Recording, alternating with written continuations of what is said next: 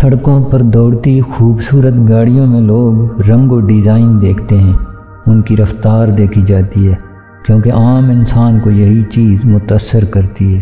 اسی کی تسکین کے لیے دنیا بھر میں کار، موٹر سائیکل سے لے کر ٹرکوں تک کی ریس ہوتی ہے۔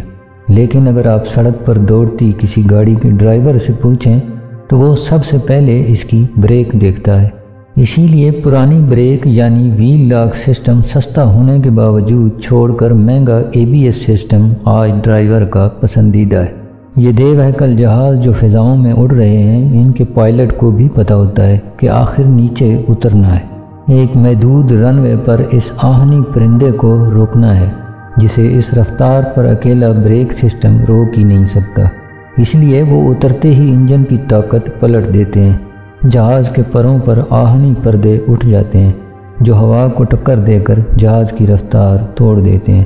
زندگی کی اس سڑک پر ہماری گاڑیوں میں جیسے بریک سسٹم اہمیت رکھتا ہے، ویسے ہی ہم انسانوں میں بھی بریک سسٹم بہت اہم ہوتا ہے، کیونکہ کوئی بھی انجن ہو وہ دوڑنا جانتا ہے، پہیہ وقت کا ہو یا گاڑی کا، یہ صرف گھومنا جانتا ہے۔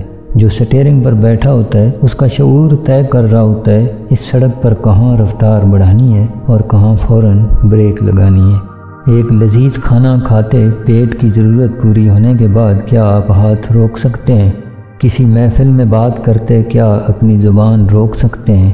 کوئی تعلق، کوئی رشتہ عقل کے خلاف ہے لیکن دل اس کی طرف مائل ہے، کیا آپ خود کو روک سکتے ہیں؟ زندگی کی اس سڑک پر جگہ جگہ آپ کو خود کو روکنا ہوگا، رفتار توڑنی ہوگی۔ اسے ہم قوت ارادی سے ممکن بناتے ہیں۔